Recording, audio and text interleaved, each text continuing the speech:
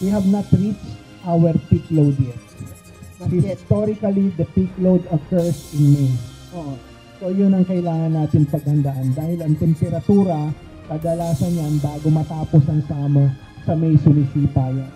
Mas mataas na demand ng kuryente. Ito ang inaasahan ng Meralco sa darating na Mayo.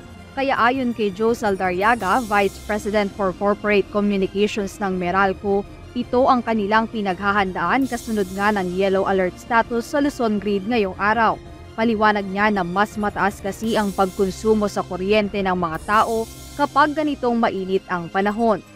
Every time summer kicks in, this is what we technically call the seasonality of consumption. Demand spikes anywhere between a conservative 10 to as much as 40% in terms of the demand. Dagdag ni Saldarriaga na mas madalas kasing nakabukas ang iba't ibang appliances sa bahay para maibsan ang init na nararanasan. Kasi pag summer, mas mahaba at mas madalas po gamitin ng mga kababayan natin, whether it's in industrial, commercial, or residential customers, yung pong mga appliances, lalo na po yung mga air conditioning units, yan po yung malakas talaga kumonsumo. Gaya na lang ni Ferdinand na hindi maiwasan ang paggamit ng aircon kapag mainit ang panahon.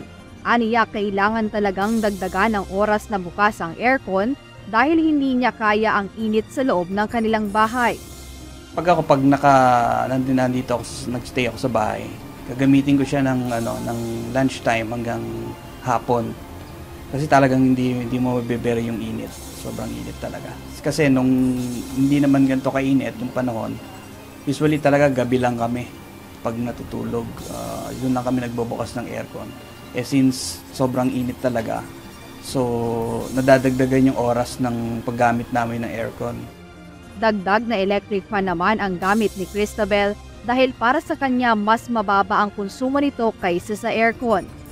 Dahil nga medyo kinokontrol din namin yung use ng aircon dahil para maiwasan yung pagtaas ng kuryente.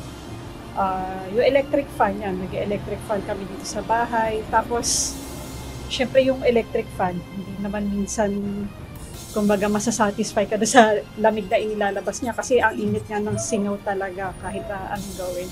So, minsan napapadoble pa yung gamit ng electric fan, sabay nakabukas. Kasi yun, nakasteady sa'yo. Ganon. Pinili naman ni Alvin at Dayan ang pagpapahangin sa labas ng bahay dahil anila mas malamig o presko sa labas kaysa sa loob ng bahay at upang makatipid na rin sa gastos sa kuryente. Mas gusto sa labas kaysa sa loob ng bahay kasi minsan sa loob ng bahay, kagaya natin, mahirap tayo. Susuffocate lang tayo lalo, sobrang init. Kaya okay sa labas, medyo surrounded siya na nakakalanghap ka ng konting lamig. Mas malaking katibiran kung nasa labas ka kasi kung sabihin natural air pa. Tapos sa loob, kuryente, gagana. Pera rin yung gagana ka rin. Mas prefer sa labas na nakatambay sa mga mall, sa mga park kasi yung hangin din mas malamig pa kaysa po nasa loob ng bahay. Mas nakakalibre ka rin ng aircon pag nasa mall, nakatambay ka lang din po doon. Dahil nga sa pagtaas sa demand ng kuryente, ayon sa Meralco, kailangan ng karagdagang power plants at energy na makatutulong upang maiwasan ang posibleng brownouts na maranasan. Our problem concerns capacity. We need more power plants online. We need more capacity moving forward. We need more energy that we can distribute. As we add more capacity to the system, we are also able to help somehow the entire economy by preventing situations such as brownouts from occurring.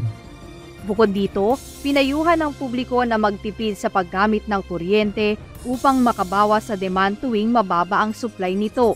Ngunit malabo umano ito para sa mga consumer, lalo kapag mainit ang panahon. Parang hindi kaya na ganun kasi sobrang init. Baka naman syempre maging cause pa yun na mag-heat stroke ka, di ba? So talagang hindi natin maiiwasan na makagamit ng aircon kahit anong pigil more, kahit na magbawas ka ng paggamit ng electric fan. Sobrang init talaga ng panahon ngayon.